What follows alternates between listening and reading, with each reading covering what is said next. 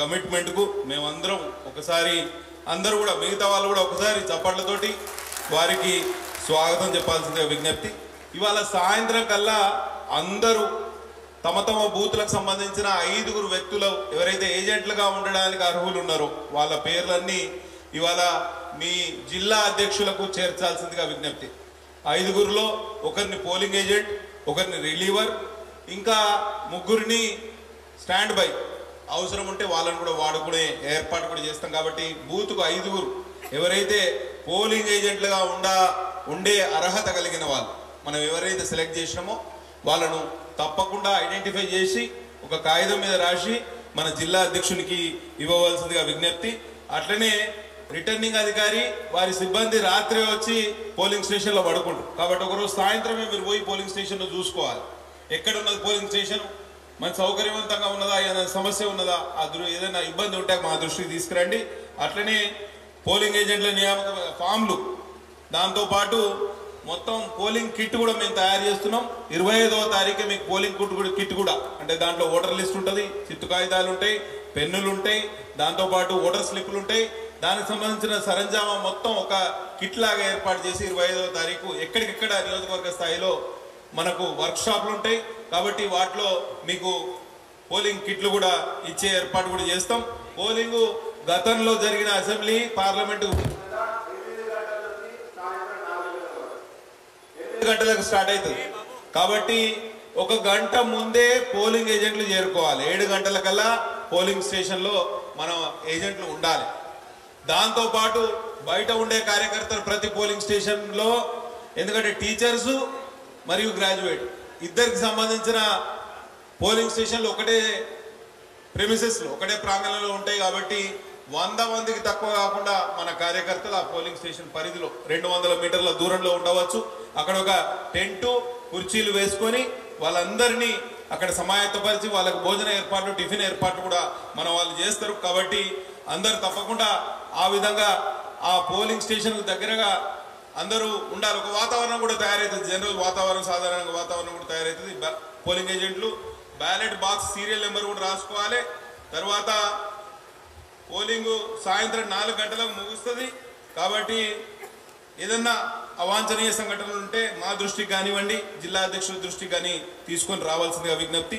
Voting కూడా చాలా important. మన అభ్యర్థులకు మీరు ఈ 2-3 రోజులు చేయాల్సింది కేవలం బ్యాలెట్ పేపర్ పట్టుకొని ఇల్లు తిరిగి ఇంకా 2 రోజులు మనకు సమయం ఉన్నది.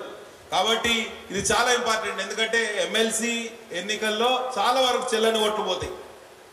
చెల్లని ఓట్లను అరికట్టాలంటే దీని మీద మీకు పూర్తి స్థాయి అవగాహన ఉండాలి. మనం లోపలికి పోగానే ప్రిసైడింగ్ ఆఫీసర్ మనకు బ్యాలెట్ పేపర్ ఇస్తాడు, ఇదే బ్యాలెట్ నమూనా బ్యాలెట్ పేపర్. దాంతోపాటు ఈ ఊదా కలర్ రంగు ఏదైతే వైలెట్ కలర్ స్కెచ్ పెన్ ఇస్తాడు. ఇవి 2, ఈ పెన్ను తప్పించి వేరే ఏ పెన్ను మీరు ఉపయోగించినా దండగా, మీ సొంత పెన్ను ఉపయోగిస్తే అది చెల్లని ఓటు.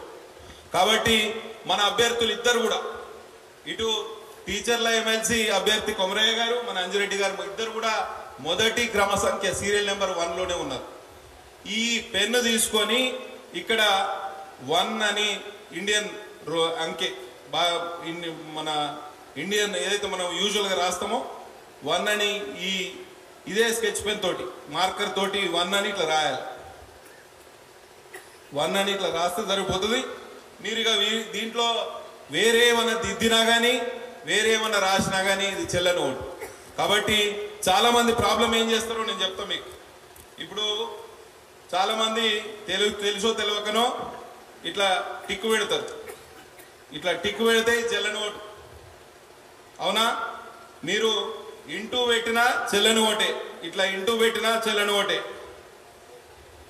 ఇంటూ పెట్టినా చెల్లని ఓటే. మీరు దాని మీద 1 అని ఏదైనా రాసినా అది చెల్లని ఓటే. ఏది రాసినా ఇట్లా 1 అని లేకపోతే ONE 1 ఇట్లా రాసినా కూడా చెల్లని ఓటే. కాబట్టి మీరు దీన్ని సంతకం చేసినా వేరే ఏమి రాసినా కూడా ఇది చెల్లని ఓటు కిందనే లెక్క. అయితే 2, 3 ప్రాధాన్యాలు. ప్రయారిటీ నెంబర్ 1 మన అభ్యర్థికి. గ్రాడ్యుయేట్స్ ఎంతమంది ఉన్నారు ఇలా ఈ 25 ప్రభారిలో? దాదాపుగా చాలా మందికి, సగం మందికి ఓట్లు ఉన్నాయి. కాబట్టి ఈ ఓట్ల ప్యాటర్న్ ఏదైతే ఉంటుందో మీకు కూడా తెలిసి ఉండాలి. కాబట్టి ఈ సెకండ్, మీరందరూ ఎట్లా మన పార్టీ కార్యకర్తలు, మీరు వేరే వాళ్ళకు ఓట్లు వేయాల్సిన అవసరమే లేదు. కాబట్టి మీరు మొదటి సంఖ్యలో ఉన్న ఈ మొదటి సీరియల్ నెంబర్లో ఉన్న మన వ్యక్తికి, మన అభ్యర్థికి 1 అని రాసి, ఇక 2, 3 ఎవరికి రాయకపోతే బెటర్. ఎందుకంటే వేరే వాళ్ళని పెంపు చేయాల్సిన అవసరం మనకు లేదు.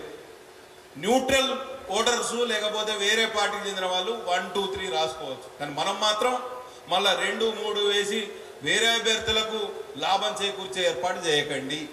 కాబట్టి ఎక్కడైతే మొదటి క్రమ సంఖ్యలో మనకు ఓట్లు రావు, అంటే మన వాళ్ళు కాదు, ఫర్ ఎగ్జాంపుల్ మనకు ఓట్లు వేయరు, కాంగ్రెస్కు ఓటేస్తారు అనుకున్న వాళ్ళు, వాళ్ళను 2వ ప్రాధాన్యత ఓటు మనం అడగాలి. మన వాళ్ళందరితోటి 1వ ప్రాధాన్యత ఓటు వేయించి వేరే మనకు రాని ఓటు ఏదైనా ఉంటుందనే నమ్మకం ఉంటే 2వ ప్రాధాన్యత ఓటు మనం వేయించాలి. ఇది మాత్రం మీ ముందు నేను ప్రస్తావించే అంశం.